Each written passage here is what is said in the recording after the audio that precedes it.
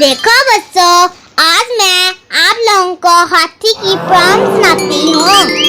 देखो बच्चों, हाथी आया, साथ में अपना बच्चा लाया, नीली नीली आँखों वाला, बड़े बड़े कानों वाला, चिड़ियाघर में रहता है, चिड़ियाघर है छोटा, हाथी बड़ा मोटा।